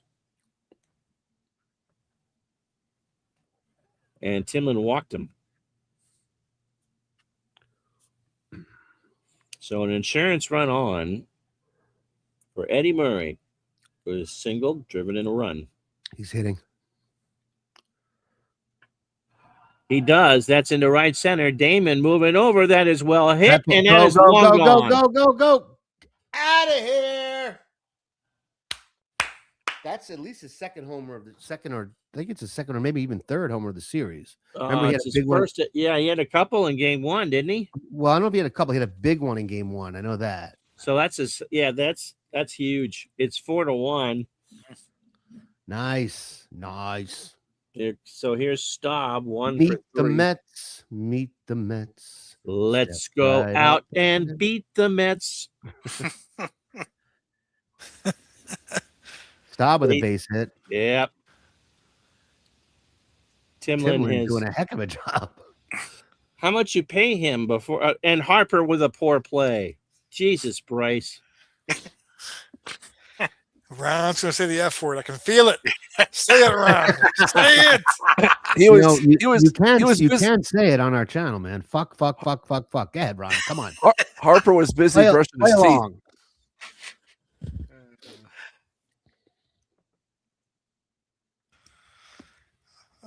My wife heard Strasburg is in. my wife heard my son use that word the other day, and she Which one? the F word, and she looked at me. No, Oh, which I know son? the word, but Yeah. which son? Oh, which the son? the Will, the 14-year-old. Oh, okay, that's not too bad. I got a text, and she goes, "Your son said the F word upstairs. He's playing MLB The Show." And I said, "I don't know where he's heard that word before." Right. Yeah. You know, his I think- mother's such a bad teacher. I think my brother actually taught his kids to curse. I mean, his kids have always been like very like they've been allowed to see movies most kids aren't allowed to see. But I mean, they're all and they're all very productive, you know, That'll wonderful hook foul, by the way. young 0-2. adults. I've known So- my wife for 17 years now, Left center. and 2 years ago I heard her say the F word for the first time, and Oh, really? I was scared. I was like, "Uh-oh." Wow. She's a Southern girl. Then, Yeah, huh? yeah. I was like, "Uh-oh." So Willie Mays is 0 for 2. He's batting, I guess. Oh yeah. That He's is hit. ripped to left, and that will drop in front of Manny. Staub has an 87% chance to go into third. He's going. Manny will throw. He's in there. All right, where are we in the seventh? All right, we're gonna go with a pinch runner for Mays. Pinch run Probably- for Willie Mays. Well, at this point in What? his career, In you know, 1973 Mays. Yeah. You think he's gonna fall down? Wait, no. yes, it's very, very possible. Actually, I guess the easiest answer is Bumry, and then I'll just play him in center. Well, Bunbury is better than Mays. We've Well, established. we know that. We know that. That's a fact. The Sensei hitting. He's 0 for 3. We got what's you can't see Bumby's steal chances either, can you? It would be higher. It would be. No, just hit. It goes Bunbury, Mays, 85. Mantle, Duke. Snap throw down to Ortiz, and Did they get Bunbury him? is just back. Wow. He was out. He was Yeah. out. Looked out from here. Replay, replay, check it. All right, now Bumby's going. Oh, you hit it. That's all right. Don't worry about it. And Strasburg struts him out. Stretch time 4-1. Mark. As it should be. Take me out to the ball game. Not in Baltimore. It's thank God I'm kind of. So Bunbury is 7-5 on left. Rendon is 0 for 2. So the first time I dropped an F-bomb in front of my parents that I wasn't slapped for was, as Rendon takes the walk, was when Hendu hit the home run in Game 5 in '86. That's good. My first time was probably a week later, October Oh, 25th, 86. I was downstairs Ron, don't hit any buttons yet. Please. punching the couch, going, "Dad, did you fuck?" And my mom was freaking out, and my dad's going, "Listen, I know he just saw something really, really bad." My dad was reasoning with my mom, "Listen, I know he shouldn't be saying those words, but something really bad just happened." Let me know who my pitchers are, Ron, please. Can you see that or no? I can see Flanagan. All right, you got Tug is your lefty, No, Stoddard, screw him. and Palmer, Singleton. and Parker. What's Stoddard's numbers? 220 for Veritek, 58 innings, a 1.71 ERA, a WHIP of 1.086. Yeah, give me Stoddard. Stoddard wore his White Sox uniform to the DMV for that picture. I didn't know he ever played for the White Sox. Yeah, before he went to Baltimore. Before? That's the mid 70s White Sox uniform, yeah, with a red hat. Those Tech were is 0 for awful. 2. Those were awful uniforms. That is up the middle. Mian to Harrelson to Murray. My Nice. word. 4-6-3. And there's 2 out for Trey Turner, who's I don't think I have another shortstop. Oh, I do. I have Wilmer Defoe. Well, that's not good planning if you don't. Your managers get fired for that. Not saying you should, but probably should. Bill Miller is 0 for 2 at Fenway. He will be pinch hitting. Stoddard deals. That is a hard ground ball. Harrelson's got it over to Murray, and that will do. We go to the 8th, 4-1, Metsies.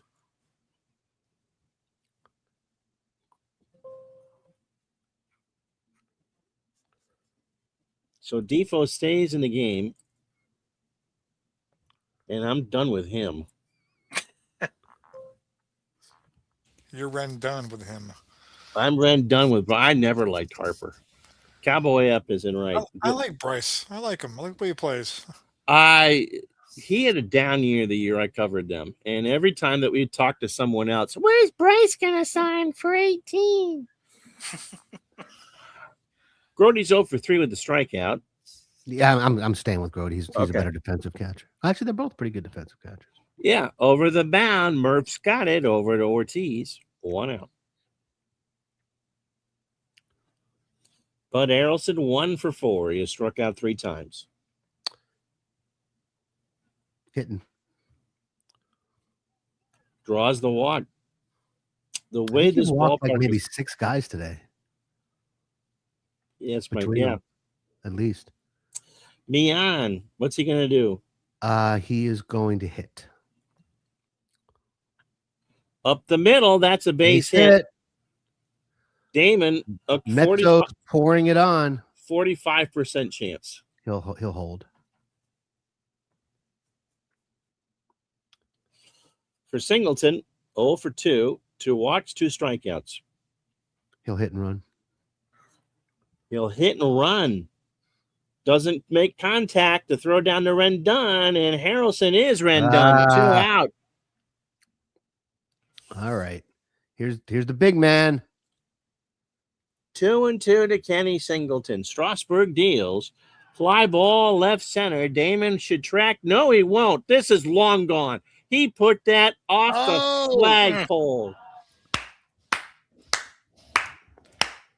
My goodness, that ball was somebody's child. The Mets, Orioles are better than the Red Sox, Nationals. The Mets, Orioles are better than you know the what? Red Sox, Nationals. You know what? It just gives you 2 chances to choke at Shea.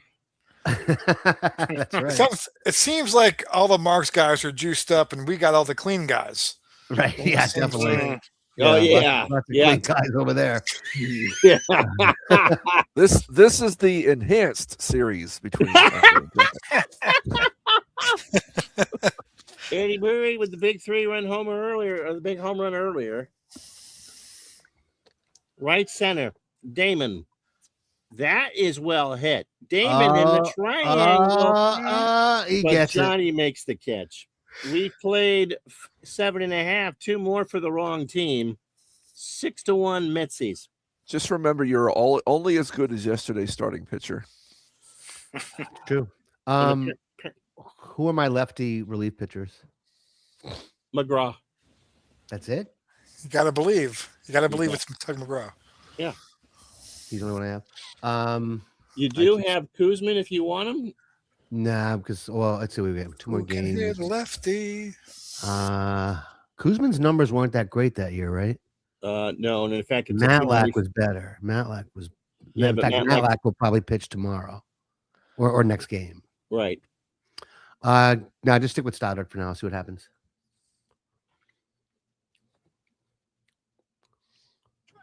Got him. That's what happens. Stoddard looks over at you and says, I got this. Ortiz is 1 for 2, a walk and a strikeout. Staying? Yeah. This is gonna be a home run. Up the middle. No, it's not. Stoddard throws to first. Ortiz is retired. About as far away from a home run as you can get. All right. Ooh. Since we might as well look. No, I'm not pinching him for Howie Kendrick.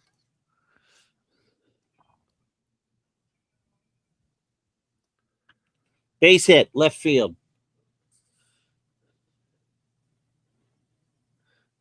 I had no idea until that the whole thing about the fat lady singing was a recent invention, relatively recent. Well, relatively recent, but yeah. All right, Man Ram 2 for 3 tonight with an RBI. You good? I'm good with the righty. That is a ground ball to short. Buddy's going to get there. Over to Mian, and short. we go to the 9th. Staub, Jones, and Bumbry. Let's do it. Rusty is 2 for 4, has driven in 1. Rusty hits this one to deep right field. Millar wakes up, and that's gone. Oh, Oh, no, that's off the wall. Oh, But all that's right. off the We'll wall. take That's it. a double. All right. Get it Jonesy, all let's out of your go. system now. Right, exactly. Cleon Jones 1 for 4 tonight with a strikeout. Stealing Rusty. You should. Ground Sports ball Time to Machine third. is right. He says Grady Junkett is going to be asked about taking Pedro out after 6. I kind of agree with that. Pedro was losing it in the 5th, and he turns into a pumpkin. He was a drop over 100 pitches, but 109 pitches. was it 109? 6 innings, 4 hits, 2 runs, both earned, 4 walks, and 10 strikeouts. Timlin, I thought, was a safer bet. And Strasburg is there to save That the worked bullpen. out well for you. Shut up. Oh, that was a fuck you, by the way. In case you guys want to know what it sounds like, Yeah. that's what it sounds I like. need to hear the actual word. I need to hear it from Ron. Okay, well you did. To paraphrase Dan Ingram, I have a pronoun and a noun for you. Bumbry 0 for 4 at Fenway. Struck him out. Strasburg says fuck you. Oh, there we go. Yes. Yes. Yes. He's got the New Yorker in him, man. It's not hard. for him to say I was fuck born in you. Glens Falls. I know. You hinting to Sensei or no? Oh, Glens yeah. Falls, great place. Yeah. Got great memories in there. That would be exit 15 on the Northway, Yes, I it would. And Wow. the ending Oh, was- That's right. home of Skidmore College, where I got in my first car No, accident. that as a was passenger. Saratoga. That's All right, Saratoga. let's pull Stoddard. What do you got? Righty. Let's go with Parker. He's Won been a, pitching won a well for state me. championship in basketball in that arena in Glens Falls back in Yep. 1992. Tyson fought there a few times as well. Yes, he Oh did. yeah, absolutely. Me and John Wallace combined for 48 points and 26 rebounds in the title game. Wow. I had 12 and 3 of those, but still. All right, guys, let's end this. Let's talk about this a little bit longer there. Anyway, so it's five to tie and 6 to make somebody cry. Millar, So I've scored 6 runs and left 11 guys on base. yeah, Wow. that is so Red Sox baseball. Millar 1 for 2 at Fenway. Parker walked 2 in his lone inning here in Boston. Popped him up. 1 out. You wanted me to drop the F-bomb, and I did. Daniel Murphy, It was It cheating. No. made my night. the Greek god of walks, Kevin Youkilis, 0 for 1 at Fenway, 260 overall. One of my favorite Tito Francona quotes about Youkilis. Apparently, he reporter asked him about that, and Francona says, "I've seen him in the shower. He's not a Greek god of anything." I thought it was God. I thought it was God. I hate Jews. Up the middle, Harrelson. And I'm allowed to say that because I'm Jewish. That's right. 2 out. Be very The clear. last chance saloon now for Ren Dunn, who is 0 for 2 with a walk.